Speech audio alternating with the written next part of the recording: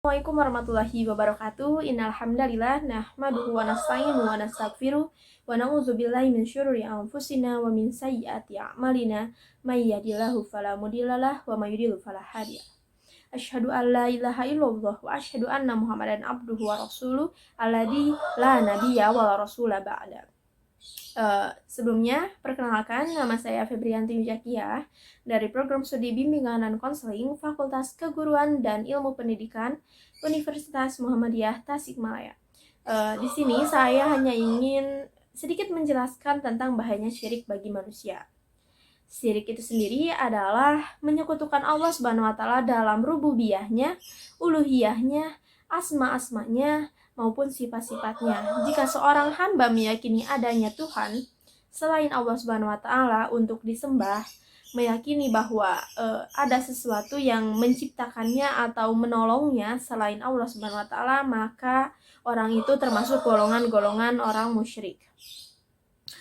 Adapun dalam Kamus Besar Bahasa Indonesia, syirik diartikan sebagai penyekutuan Allah Subhanahu wa taala dengan yang lain. Misalnya, pengakuan kemampuan keilmuan daripada kemampuan dan kekuatan selain Allah, mengabdi kepada selain Allah, menyembah kepada patung, kuburan, tempat keramat, dan adanya kepercayaan terhadap suatu peninggalan nenek moyang yang diyakini akan menentukan dan mempengaruhi jalan kehidupan kita semua.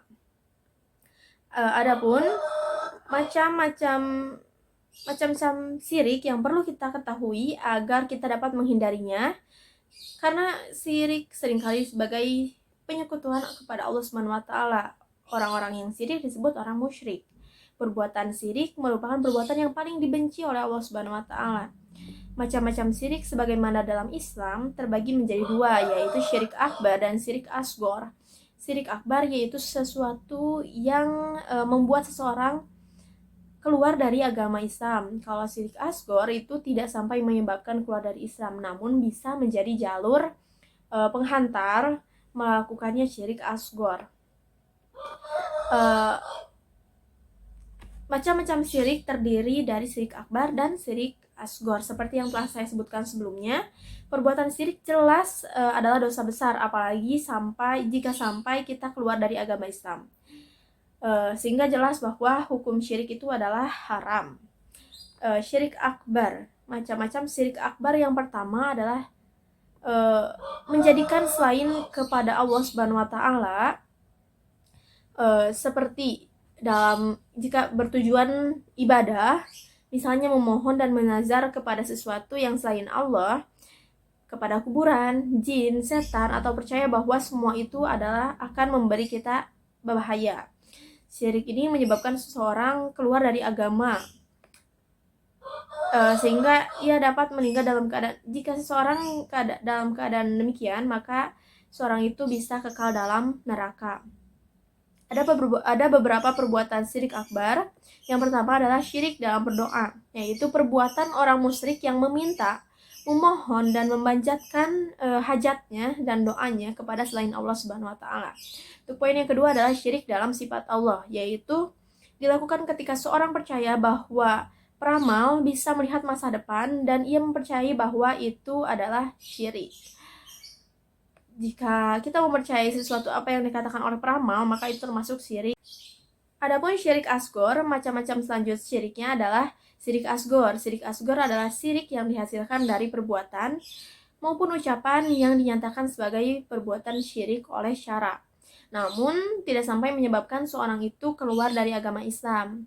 Tetapi syirik ini bisa mengantarkan melalui syirik akbar. Adapun macam-macam syirik akbar sebagai berikut, yaitu syirik khair, yaitu syirik zahir.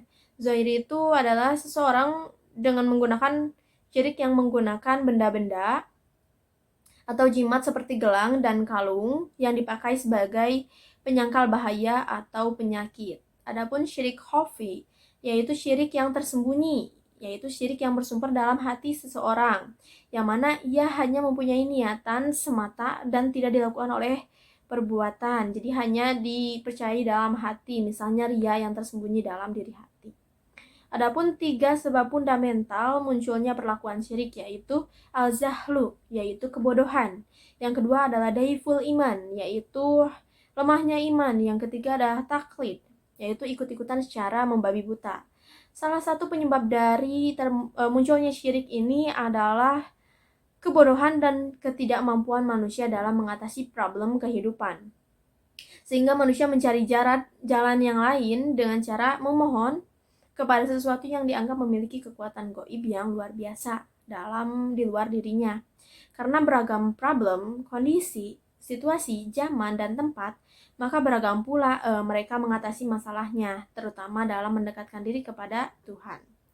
Adapun tindakan Rasulullah dalam menyangkal syirik, upaya Rasulullah SAW dalam kemurnian tauhid dan perkataan dan perbuatan yang menodainya, yang membuat kemurnian tauhid menurun dan berkurang. Hal seperti itu banyak terdapat dalam hadis Nabi SAW. Sementara Rasulullah SAW sangatlah menyayangi umatnya, sangatlah ingin agar mereka terhindar dari kesyirikan. Karena itulah Rasulullah SAW berupaya menutup pintu kemusyrikan dengan cara sebagai berikut. Yang pertama, tidak berlebihan dalam memuji dan mengagumi Rasulullah SAW.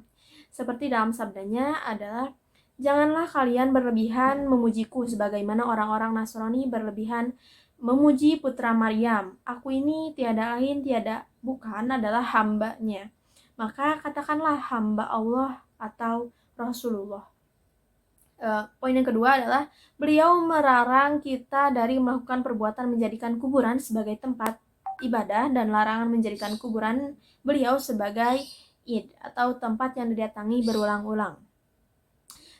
Syekhul Islam rahimakumullah berkata, al-id merupakan kata benda atau sebutan terhadap pertemuan umum yang kembali terulang yang berlaku menurut kebiasaan, baik kembali dengan kembalinya tahun, minggu, bulan, dan sebagainya. Mungkin hanya sekian yang bisa saya sampaikan dari materi bahayanya syirik terhadap manusia. Mohon maaf bila banyak kesalahan. Fastabiqul khairat. Nun wal qalami wa ma yasdurun. Wassalamualaikum warahmatullahi wabarakatuh.